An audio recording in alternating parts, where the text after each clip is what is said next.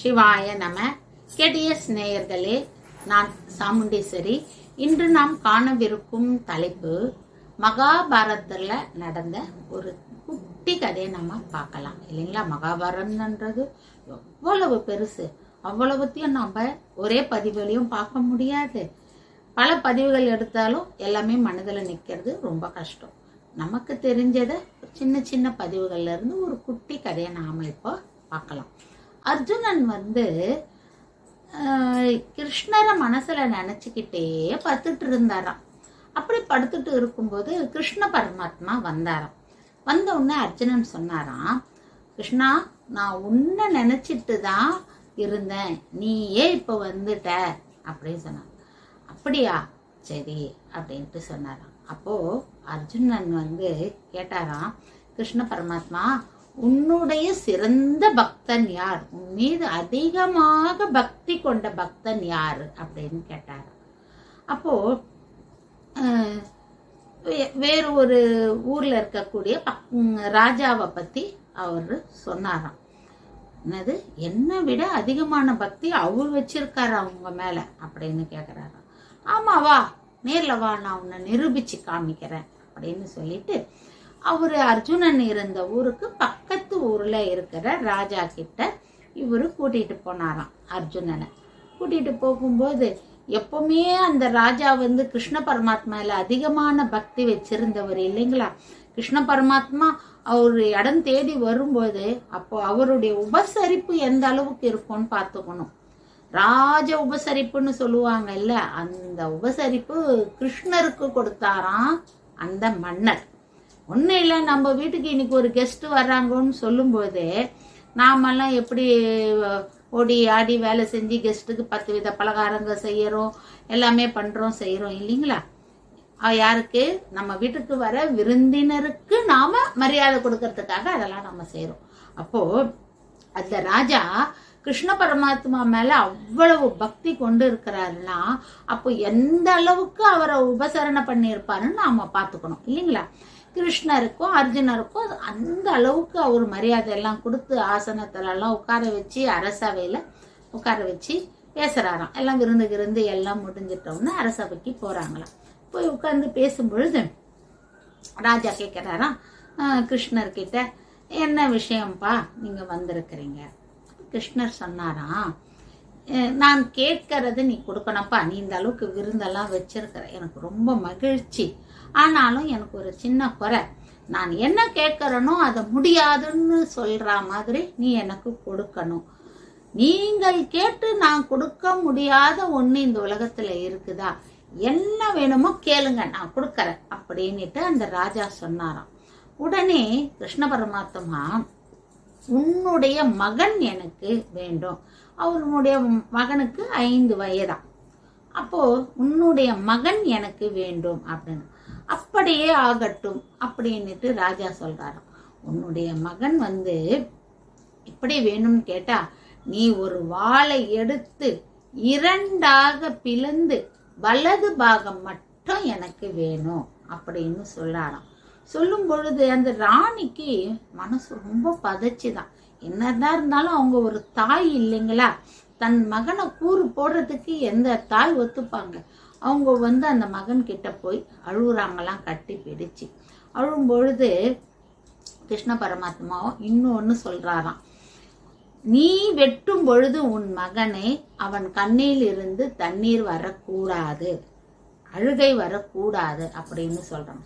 அந்த பையனா சின்ன வயசு பையன், 5 வயசு குழந்தை. அது எப்படி வெட்டும் போது கண்ணில் தண்ணி வராம இருக்கும், கண் கலங்கம் இல்லையா அந்த குழந்தைக்கு. அவன் என்ன பண்றாரா, ராஜா சரின்னு சொல்றாராம். அந்த பையனும் சரி அப்படின்னுட்டு சொல்றான். 5 வயசு குழந்தையும் சரின்னு சொல்லுதான். அந்த 5 வயசு குழந்தையும் எப்பவுமே கிருஷ்ணருடைய நாமத்தை உச்சரித்திருக்குமா. எப்ப பார்த்தாலும் கிருஷ்ணா கிருஷ்ணா கிருஷ்ணா கிருஷ்ணா கிருஷ்ணான்னு சொல்லிட்டு இருக்குமா. அப்போ அந்த குழந்தையும் என்ன சொல்லிச்சு, நம்ம கிருஷ்ணர் நம்மள கேக்குறாரு சரின்னு அந்த குழந்தையும் சொல்லுச்சான். சொன்ன உடனே ராஜா வெட்டுறதுக்கு கத்தியை எடுத்து ஓங்கறாராம். ஓங்கும் பொழுது இந்த 5 வயது சிறுவனுடைய இடது கண்ணில் இருந்து தண்ணீர் ஆறா போகுதான். அப்ப கிருஷ்ணர் கேட்கிறாராம், நான் தான் உனக்கு சொன்னேன் இல்லையா கண் கலங்க கூடாதுன்னுட்டு, ஏன் இப்போ கண் கலங்குற அப்படின்னு அந்த சிறுவன் கிட்ட கேட்கிறாராம். அந்த சிறுவன் சொன்னானா, சுவாமி நீங்கள் என்னுடைய வலது பாகத்தை மட்டும்தான் கேட்டீங்க, இடது பாகத்தை கேட்கல, அதனால என் கண் கலங்குச்சு. இந்த இடது பாகம் என்ன பாவம் செஞ்சதோ தெரியலையே, நீங்க இத கேட்கலையே, வலது பாகத்தை மட்டும் தானே கேட்டிருக்கிறீங்க, அதனாலதான் என் கண் கலங்குது அப்படின்னுட்டு சொல்லும் பொழுது அவனுடைய பக்தியை பார்த்து அர்ஜுனன் வந்து, ஆஹா இது அல்லவோ பக்தி அப்படின்னு சொல்லிட்டு கிருஷ்ணர் கிட்ட மன்னிப்பு கேட்டாராம். அர்ஜுனன் என்ன நினைச்சிட்டு இருக்குதான், நம்மளை விட பக்தி வந்து கிருஷ்ணர் மேல யாரும் வச்சிருக்க மாட்டாங்க அப்படின்னு நினைச்சிட்டு இருந்தப்போதான் இந்த நிகழ்ச்சியை பார்த்ததுக்கு அப்புறமா அர்ஜுனன் கண் உண்மையிலேயே கலங்கிடுச்சான். இந்த சின்ன வயசுல இந்த சிறுவனுடைய பக்தியை பார்க்கும் பொழுது அவன் மனம் வந்து ரொம்ப கலங்கி அர்ஜுனன் வந்து தான் செய்த தவற்றை உணர்ந்து கிருஷ்ணரிடம் மன்னிப்பு கேட்டாராம். இந்த கதை மூலமா நமக்கு என்ன விளங்குதுன்னு பார்த்தோம்னா, எந்த அளவுக்கு இறைவன் மீது நாம பக்தி வைக்கிறோமோ அப்போ இறைவன் நம்மளுக்கு காட்சி கொடுப்பார், இறைவன் நம்மளை காப்பாற்றுவார்.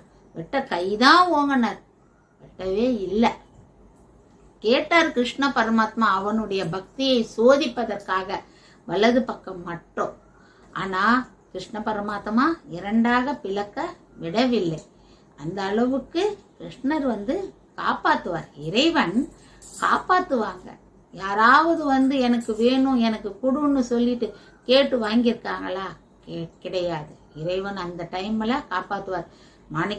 கண்ணப்ப நாயனாரு தன் கண்ணையே எடுத்து வைக்கும்போது அடுத்த கண்ணை தோண்டும் போது இறைவன் வந்து காட்சி கொடுத்தார், வேண்டாம் அப்படின்னு சொல்லிட்டு. அந்த மாதிரிதான் அவர்கள் இறைவன் வந்து பக்தர்களுடைய பக்தியை சோதிப்பதற்காக இத போல திருவிளையாடல் எல்லாம் செய்வாங்க.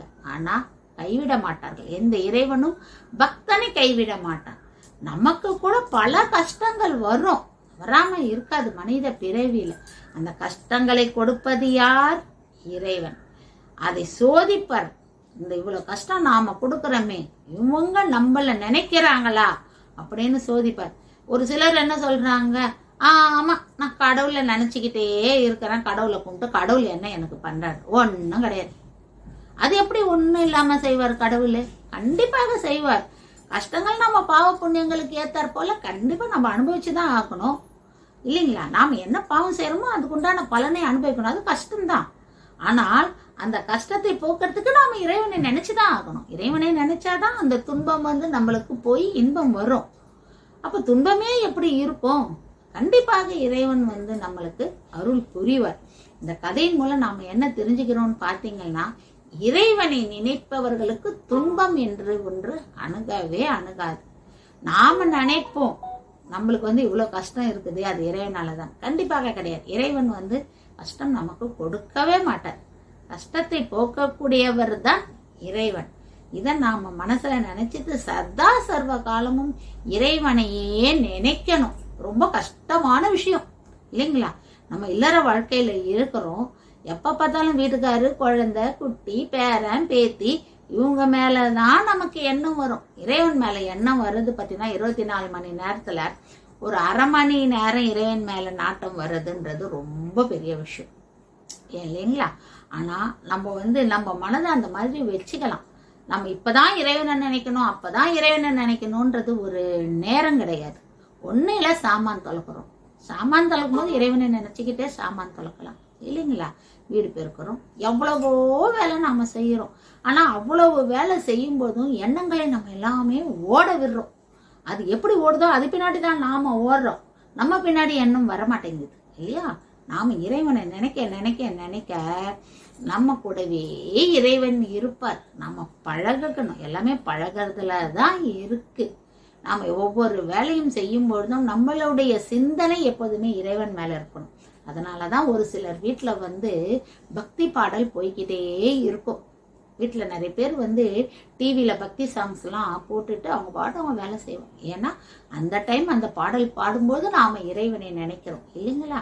அந்த மாதிரி இறைவனை நினைக்கும் பொழுது எப்போவுமே நாம் யாருமே தோற்று போக மாட்டோம். வாழ்க்கையில் கண்டிப்பாக வெற்றி தான் நம்மளுக்கு கிட்டும். இந்த கதை அதை தான் நமக்கு உணர்த்துகின்றது. இந்த பதிவு உங்களுக்கு பிடித்திருந்தால் லைக் பண்ணவும், ஷேர் பண்ணவும், சப்ஸ்கிரைப் பண்ணவும், கமெண்ட்ஸ் பண்ணவும். நன்றி.